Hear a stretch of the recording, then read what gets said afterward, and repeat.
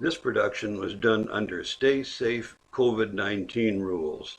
All the actors practiced social distancing, printed out their own parts, and videotaped their acting with cameras and cell phones. They then sent the clips to me, and I stitched them all together.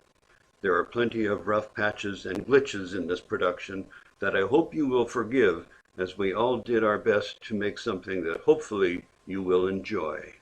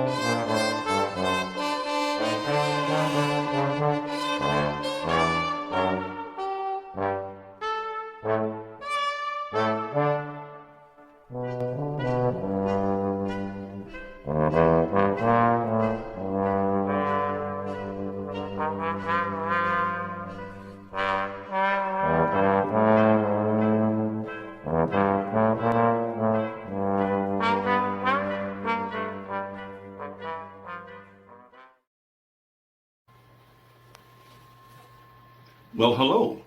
My name is Robert Smooth, and I'm a detective with the Edmonton Police Service. I was to begin holidays last Tuesday, but I got called up at the last minute to investigate a possible homicide. Excuse me. Yes, Richard. Well, yes, I should have been gone by now, but we were shorthanded, so I was chosen to investigate a man's death. Of course, me.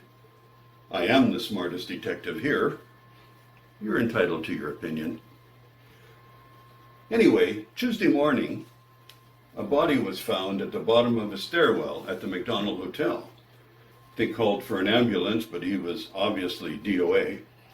The officer on scene had retrieved his wallet, which looked to be intact, with a fair bit of cash, credit cards, and his ID, identifying him as 176-year-old William Taylor, registered address, a nice place in North Vancouver. So I first went to the morgue and asked Manuel to pull this fellow out. The body was pretty beat up, likely from the fall. Maybe Indigenous, well off, I think, looking at what was left of his Harry Rosen suit and a Rolex that had been on his wrist. Coroner said death was instantaneous due to this massive head injury. Time of death was probably late Monday evening. So I'm going to leave this file on your desk. Yes, your desk. Because you are the second smartest detective here. My investigation's pretty much complete, so you can just put a bow on it, hand it in, and take the honors. Anyway, after the morgue, I went directly to the McDonald to check out the scene. I found a very nervous and reticent hotel manager who led me to the stairwell to have a look, but other than bloodstains, there was nothing to see. However, walking back to his office, he told me that the deceased had attended a dinner party the Monday night before in a 12th floor suite belonging to, get this, the hotel owner, a Mrs. G. Harrington. I decided then I needed to have a talk with her, and I asked him to take me up to her suite. Well, he pushed back real hard, telling me that you didn't need to bother the hotel owner over a simple accidental death. And then I asked him if he wanted to come downtown with me. And that's when he thought of having to get into the back seat of a cruiser and sitting in someone else's vomit, and then he turned agreeable really fast. He took me up to the 12th floor suite, and I knocked on the door. A young hotel maid came, and I introduced myself. She invited me in. I sat down, and then minutes later, the fashionable Mrs. Harrington walked into the room. She sat down and started talking. Oh, this is horrible. This is the worst thing that's ever happened in my lovely hotel. How do these things happen?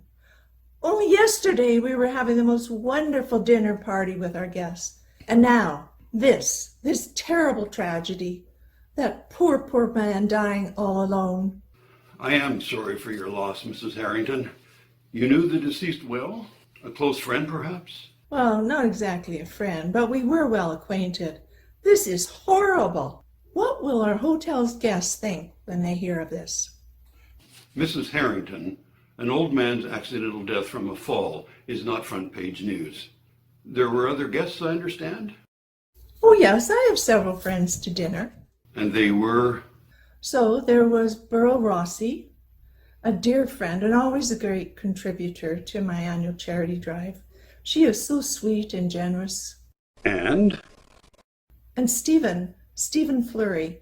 He's the president of the Union Pacific Railroad. the huge United States Railroad?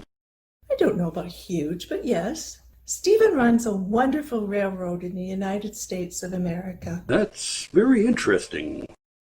Oh, he is an interesting man. He has a temporary office right here in the hotel. Oh, yes, I invited Annette Sibley. Does she own a railroad too? No, of course not. You're being a silly man, I think. Annette is with an organization called Greenpeace. I believe she is the chairwoman of Greenpeace Canada. Okay, that's 4. 5 of you at the table, counting yourself. Anyone else? Yes, a lady named Patricia Montaigne. You likely would not know her, but she is an Edmonton MLA. She was just recently elected. Impressive. Anyone else I wouldn't know? Well, I don't know if you've met Douglas Whitman. He's a very nice man, very sociable, an engineer. I think he designs things. 6 guests so far. And? Just Paul Bolton. Yes, he's a farmer. That's a surprise. One final question. Do you know of anyone who might want Mr. Taylor to come to some harm? Who? What are you saying? I asked if you would know anyone that might have a reason to dislike William Taylor. Oh, goodness. Yes, of course. William Taylor. But you are actually talking about my dear departed friend, Chief Waiting for the Buffalo. Obviously, you don't understand who this man was. Ma'am, the man found this morning laying in your hotel stairway has been initially identified as William Taylor. He looks to be indigenous, older, quite nicely dressed, but certainly dead. Oh my God, you are so ignorant. Chief Waiting for the Buffalo is, was a leader amongst First Nations people. A great man. Behind the scenes, of course, but a terrible loss to all who share his ideals. Well, thank you, Mrs. Harrington. If I need more detail, I may call you. And again, I am sorry for your loss. And you should be. Goodbye, Detective Smooth. So this is a curious bunch with totally mixed backgrounds. I think I'll start interviewing Doug Whitman as he's close by. Can I get you something to drink? No, thank you. I'm fine. Mr. Whitman, I'm investigating the death of a Mr. William Taylor, perhaps known as Chief Waiting for the Buffalo. Mr. Taylor apparently attended a function at the MAC that you also might have attended. I think you should know that Bill Taylor, some of us know him as Bill, liked to tout himself as a hereditary chief, and that impressed Gail Harrington. He worked that Indian chief thing to his advantage and did really well with it. May I ask, what was the nature of your meeting? Meeting? Not really a meeting. All of us are just friends. We like to chat over any number of things while enjoying Gail Harrington's fabulous hospitality. Since she lost her husband last year, she's been fired up about entertaining and having a great time. I cannot blame her, though. Life with her husband was no fun. A happy change of life. Now a widow? A rich widow. And he was a total ass. A bully nobody could stand. I don't know how she kept it together for so long. So he dies and she inherits all. Yep. He fell off their balcony, totally drunk as usual, and splat. She doesn't miss him, that's for sure. So happy ending then. So you all arrived last evening, had dinner, talked about nothing in particular, and then left at what time approximately? We all left together at 9:30 sharp. I know because I checked my watch as we left. Gail, Mrs. Harrington, waved goodbye to all of us from her doorway when the elevator door was closing. Paul got off at level 2, which connects to the guests-only parking garage. So the rest of you got off at street level. I think so, I guess. Well, I wasn't watching everyone else, except for Burl Rossi, of course. She simply walked across the hall from Mrs. Harrington's door to her own apartment. Could anyone have stayed on the elevator and gone back up? Like I said, I wasn't watching everybody exactly. So you walked out of the hotel and then... I lived just a short walk away, and it was a nice evening. Did you walk straight home? Of course. And your wife will attest to this? Of course. Thank you, Mr. Whitman. I may need to contact you again. If you think of something else, be sure to contact me. I've already told you everything I know. Thank you for your time, sir. You're welcome. Doug Whitman gave me a fair bit of information on William Taylor, or at least what he thought of William Taylor. Then I decided, Annette Sibley was next on my list. I called. She had already been made aware of the death of William Taylor. Oh, come in, please, Detective. Have a seat.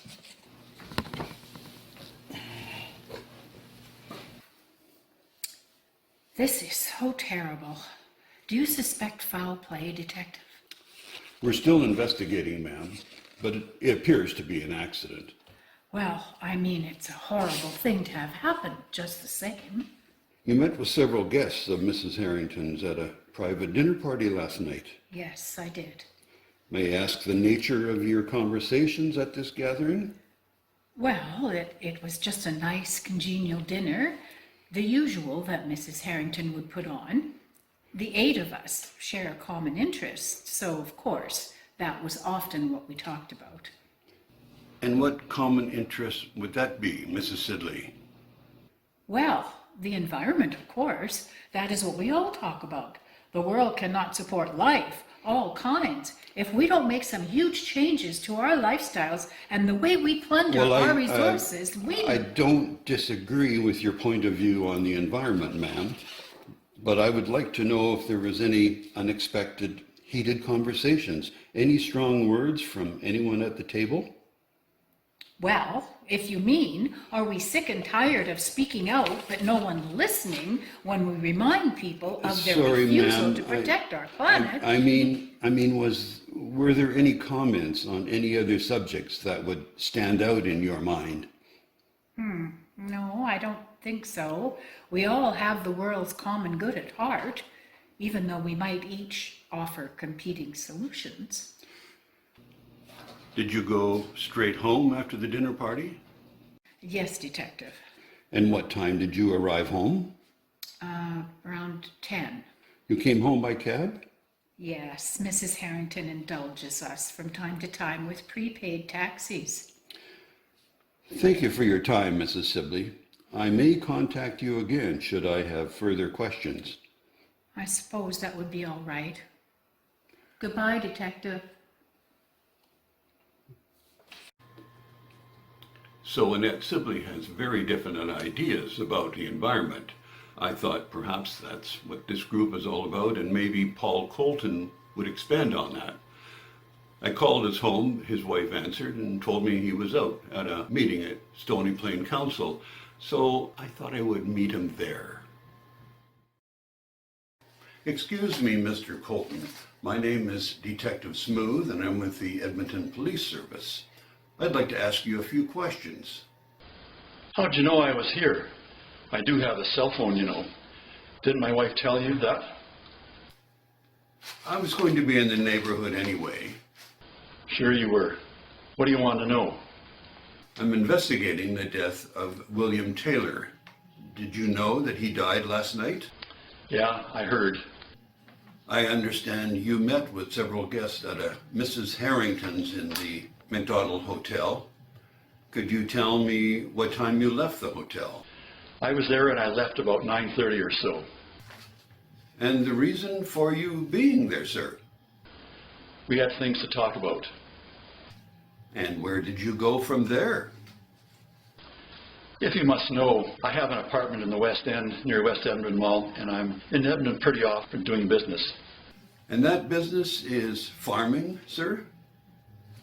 Besides looking after my farm, I'm the chairman of the Canadian Grain Commission. My job is working to help better the economic situation for farmers. Damn it, I'm out of time. Give me a call and make a proper appointment. Can anyone corroborate your whereabouts from the time you left the hotel until this morning? No, I don't share my apartment with anyone else, sir. Now I'm leaving. Goodbye. The interview with Paul Colton provided me with more questions than answers. I know I'm going to be speaking to him again, perhaps under a different circumstance. In the meantime, I decided to go back to the 12th floor of the McDonald to speak to Burl Rossi. I knocked on her door, she answered, and invited me in. Thank you for seeing me, Mrs. Rossi. Will this take long? I was going out. Mrs. Rossi, I would like to ask you a few questions. Standard procedure, you see. Well, I wasn't prepared. I don't like having the police at my door. Could I just fill out a form or something? Then perhaps you could come back later? This won't take long. May I? Make it fast. I understand you were with Mr. Taylor and some others last Monday evening? Yes, we were being entertained. Is that against the law?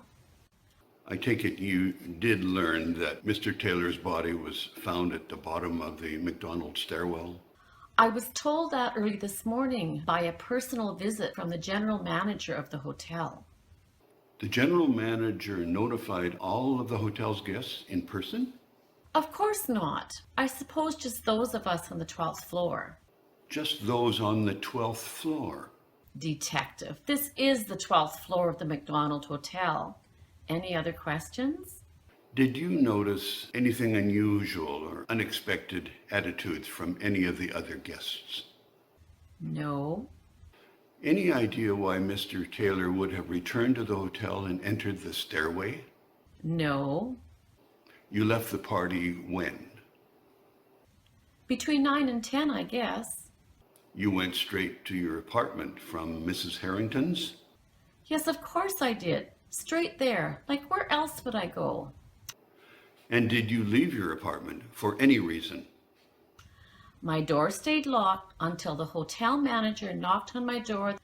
I heard nothing till then. I am a sound sleeper, detective.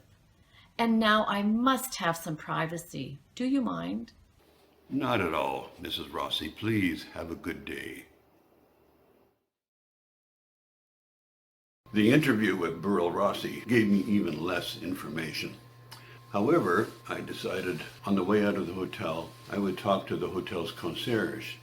Now, if anybody knows anything about what's really happening behind the scenes in a hotel, it's the concierge. So I walked up to his desk. Good day, sir. May I help you? Bonjour, monsieur. Puis-je vous aider? Yes, sir. I am Detective Smooth. I have a few questions that I hope you can answer. My name is Francois, and my job is to answer questions. Proper questions, naturally. So, Francois, you know about a man's death in the stairwell last night? Of course. Is there anything you can say about the man? Like, was he here often? Or do you know what he was doing in the hotel? Sir, he was a guest of Mrs. Harrington. He has attended her parties before. Anything else you can add? His name may be William Taylor. Not sure what else I can say, Detective. Our hotel has a solid reputation not to be sullied with gossip. Thank you for keeping me straight on that, Francois. Can you tell me anything about Mrs. Harrington's other guests? I arranged taxi service for some of them. Anyone in particular stand out? Sir, I'm not at liberty to... Francois, is there somewhere we can continue this interview? Please, follow me, sir.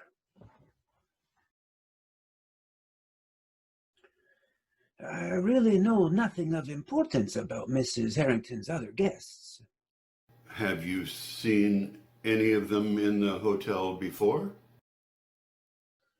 I believe I've seen her other guests on occasion. One of Mrs. Harrington's guests does frequent our hotel.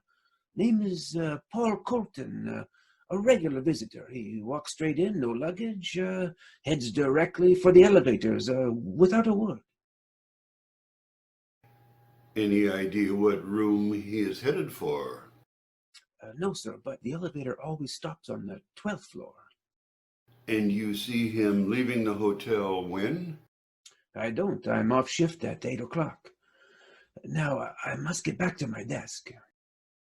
Thank you, Francois. I appreciate your cooperation. I really didn't learn very much from Francois, other than Paul Colton visits the hotel frequently, stepping out, I suppose, on the 12th floor. It may matter, and it may not. All sorts of things happen in hotels. From there, I found Stephen Fleury's office. Hello, Mr. Fleury.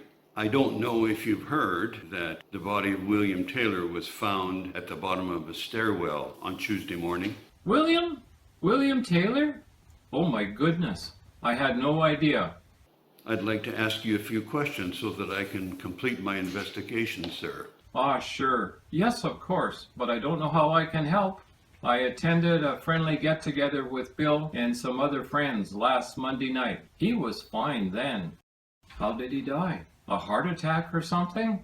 No, sir, he died from the fall. May I ask you, when was the last time you saw Mr. Taylor? I say 9:30 after our group broke up, maybe 10. I've interviewed almost everyone else. Is there anything you could add that would be helpful? No, of course not. Well, I guess there was a range of opinions during our discussions. Not everybody is on side with my ideas. Your ideas? Amalgamation, Detective. As a transportation consultant, my conclusion is that all the separate railroads in North America should be managed by one company. When all pipeline construction is put to the grave, the railroads will again be the backbone of our economy, but only if all the rails on this continent are welded together into one operation. I suppose the CNR and CP Rail are pretty hip with this amalgamation idea? Survival of the fittest, Detective. Just curious, but did William Taylor take part in your discussions? He did, Detective Smooth, a very helpful friend. Do you plan on returning to the U.S. soon, Mr. Fleury?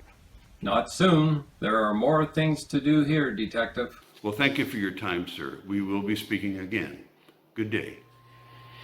Now, that was a pretty interesting story about railroads, but really nothing relevant to William Taylor's death. The last person to be interviewed is the MLA, Mrs. Montaigne. She made it clear, however, that she wanted to be interviewed in her home and not at her office at the legislature. Thank you for seeing me on such short notice, Mrs. Montaigne. I just have a few questions to ask. What is this about, Detective? I'm sorry to tell you that an acquaintance of yours, a Mr. William Taylor, has died in an apparent accident at the McDonald Hotel. I was told yesterday of this unfortunate passing. Detective Smooth, you said this was an accidental death that occurred, not something natural? That is correct, ma'am. An accident in the hotel? Yes, ma'am. I'm writing a simple report on the incident, only to determine the facts as to any particular happenings in the hours preceding the accident. When did this happen? The body was found in the very early morning hours in the stairwell of the McDonald Hotel. Exact time of death has not been established. I would like to confirm that you were with Mr. Taylor the evening before, and if you would, please tell me the last time you saw him alive. Well, I and several others all attended a planning meeting over dinner on the 12th floor. I believe we all left at the same time after 9 o'clock. We rode down the elevators together, and that was the last I saw of him as I got into a cab to go home. And Mr. Taylor also got into a cab? I guess so. I'm not sure, really. I can't say I recall seeing him after I walked out of the hotel. and the nature of business at this planning meeting. Detective Smooth, that question isn't relative to your investigation. You realize my constituency includes Edmonton refineries, and our policies regarding the future of this industry are absolutely confidential. I must consult with the government solicitor and perhaps have him in attendance before I answer any more questions. You can let yourself out, Detective. As soon as that can be arranged, Mrs. Montaigne, I need answers. Mrs. Montaigne was part of that Monday evening discussion involving a railroad scheme of some kind. She's determined not to tell me anything about it. And then 10 minutes later, she called me back, determined to tell me even less. Detective Smooth here. What I tell you may go into your report, but I'm sure you won't hear anything relevant to your investigation, Detective. I, like all officials, have a private life, and most of us will have investments in various kinds of enterprise without compromising our positions of trust within government. The evening before last, I was invited to a business meeting at the McDonald Hotel to discuss an investment opportunity. I don't need to divulge more detail than what I've told you, as this is strictly a personal investment being considered by my husband and myself. Mrs. Montaigne, I am curious about any of the others having an interest in this investment opportunity. Some more than others, I suppose. That's all I have to say, Detective. Well, thank you for calling me back so quickly, Mrs. Montaigne. Goodbye. Montaigne is a politician and needs to control unwanted media buzz if she wants to survive. However, I think Annette Sibley will fill in the blanks if I ask the right question.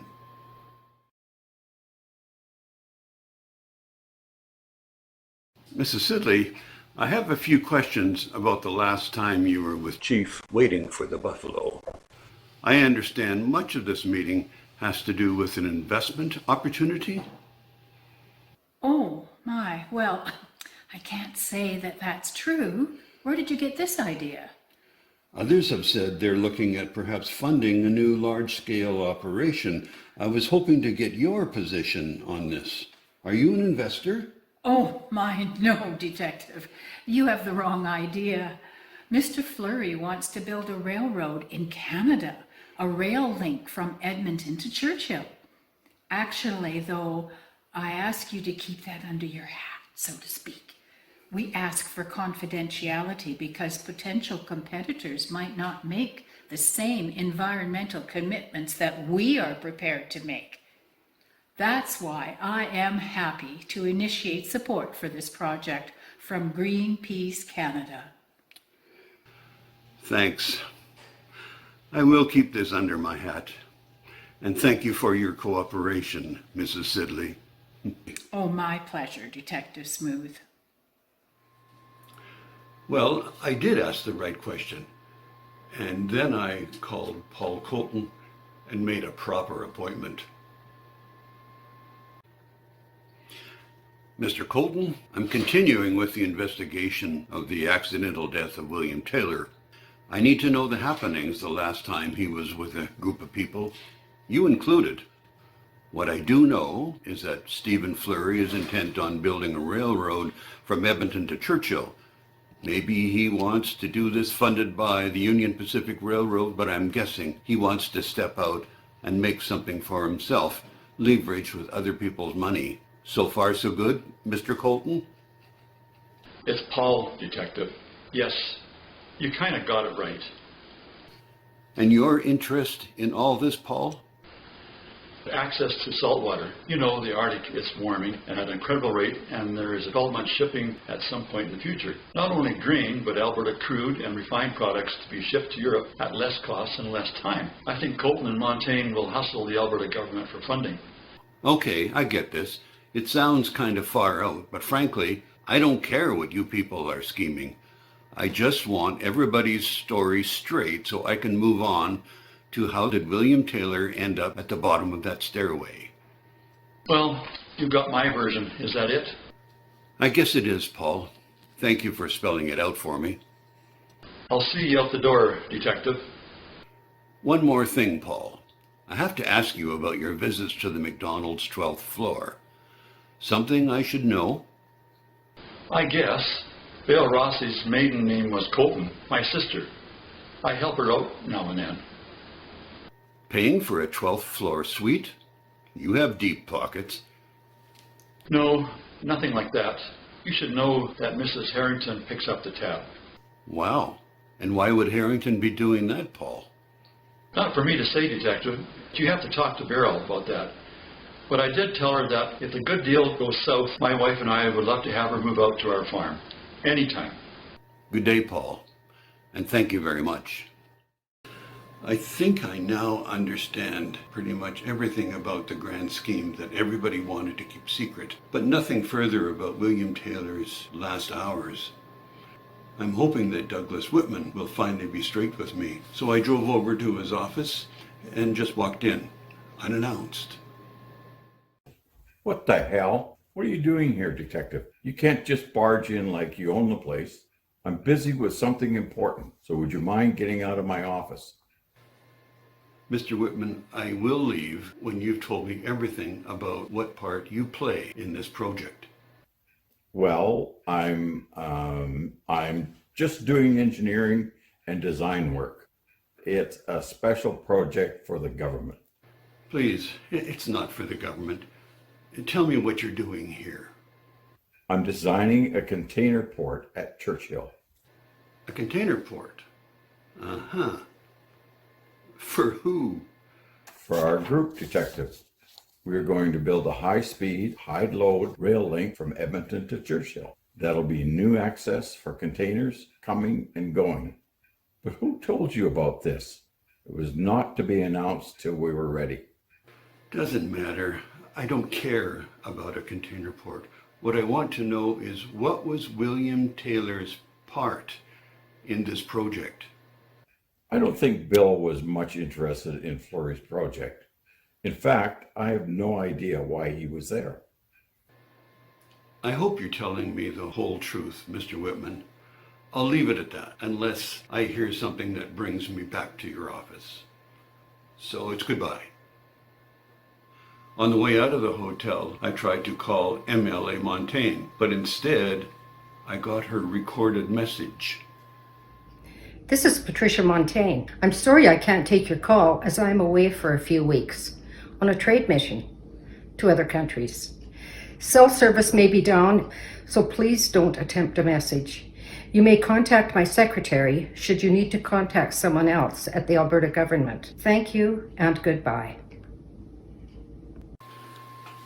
Typical.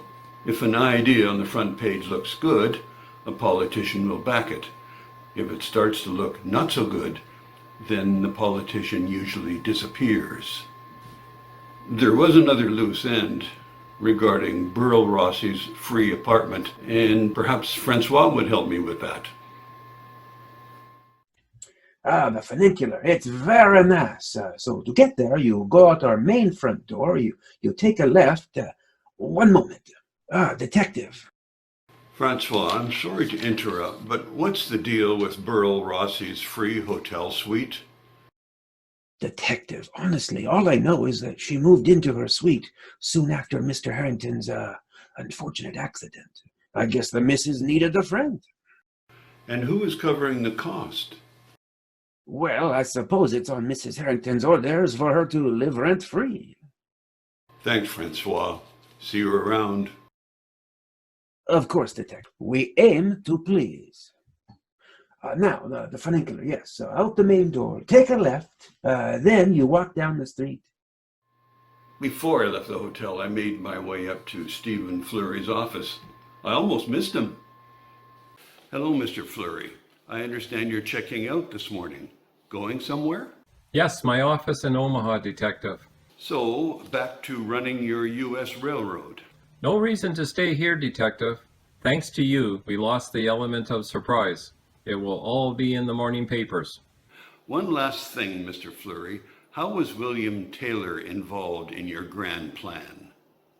The chief would have been my point man, Detective. He could have settled trespassing problems across reservations and land claims with jobs and lots of cash. He knew what made the wheels go round. Well, I hope you enjoy your trip. You're taking your train home, I suppose. No, sir. Our passenger service is horrid. Well, then goodbye for now, Mr. Fleury. Like being lost and wandering in a forest, going full circle and coming back to where you start, I finally uncovered everything about the grand scheme designed to milk government bank accounts, but nothing about what led to the death of one of the participants of this grand scheme. If nothing else, I was pretty sure that fateful fall began on the 12th floor. So it was now or never to talk to these two women and get them to open up about what they knew about William Taylor and his final hours. I decided to visit Gail Harrington first and told her a little lie. Mea culpa. Mrs. Harrington, I've just come from Burl Rossi's room. She's told me everything. Oh my. It was an accident, I swear, Detective. Burl saw it all. I thought he might hit me. I just wanted him to stop. He was coming towards me and threatening me. So I just pushed him away as hard as I could to protect myself. He tripped backwards and went right over the railing. I will never forget his look of surprise as he stumbled and fell off our balcony, and then he was gone. And who fell over what railing? Tom, our balcony. He was drunk and always angry about something. You never knew about what. God, I would never have imagined that I would be responsible for the death of my husband. Deep inside, he was a good man, Detective Smooth. At least he was before all that money. What will you do now? I'll arrange for you to make a statement. I'll also be asking Mrs. Rossi to do the same. Thank you for finally telling the truth about how your husband died. But now you have to tell me everything about the last time you were with Mr. Taylor. Yes, I will, Detective. You see, Mr. Taylor was usually in need of money for one thing or another. He was going to help Mr. Fleury with the railroad, but Mr. Fleury refused to pay him anything. So I made the mistake of helping him out, and that got to be a habit. And the evening of your dinner party? Oh, it ended well, but later, Mr. Taylor showed up at my door asking for money. I gave him some, a few $100, but then as he turned to leave, the elevator door chime sounded. Someone was coming. So as not to be seen, he darted for the stairway exit door. That's the last I saw of Mr. Taylor. I did peek out my partially open door, and it was Burl stepping off the elevator. I don't know if she saw Mr. Taylor. Thank you, Mrs. Harrington. You should be contacting your lawyer. Perhaps this will eventually work out for you, so I'll say goodbye. At least for now. I immediately stepped across the hall, knocked, and told Burl Rossi that I needed to have a talk with her. She sat down and waited quietly. She knew what was coming. Thank you for seeing me again, Mrs. Rossi. This is important. Mrs. Harrington has been forthright with everything to do with her husband's unfortunate death. Apparently, you were a witness to what happened, so now you will be required to make a statement at police headquarters. I can't say what will happen next. I suppose I knew this was coming. And what should I do now? Where should I go? First, you should call a lawyer, and then possibly call your brother Paul. I think he will help. Okay, I guess so. Is there anything else you want to tell me, Mrs. Rossi, about the last time you saw William Taylor? After our meeting, I went down to the lobby for something. Then coming back, I was stepping out of the elevator and I saw Mr. Taylor rushing across the hallway and into the back stairs doorway. That's all I saw, Detective. I know I should have told you this before, but I was afraid. So Richard, everything is on your desk and I'm ready to go. Of course it's complete. It's what I do. The file on Tom Harrington's desk is now closed permanently. Gail Harrington and Burl Rossi did lie to the original investigators about the way he fell and died, but I don't see a prosecutor bothering with that. Oh, and Marilyn dug up something about William Taylor, aka Chief Waiting for Somebody or Other, and as it turns out, he might actually have been a hereditary chief. He was a native of Bolivia. Absolutely.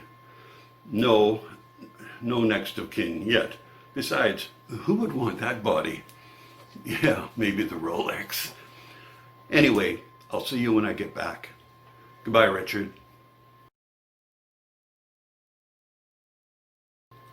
I don't usually plan my holidays in advance, but I've been thinking about my grandson and the 8 or 12 hours a day he wastes on Game Boys and other gadgets on the internet. A change of scenery would do him good. So I do have a plan.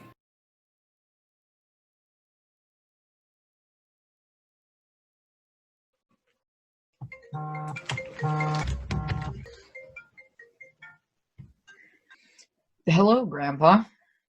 So Kale, have you ever seen a real live polar bear? No, I don't think I have. Want to? I don't know. Maybe, I guess. Good. We're going to a real exciting place. It's called Churchill, Manitoba. Grandpa, are you okay?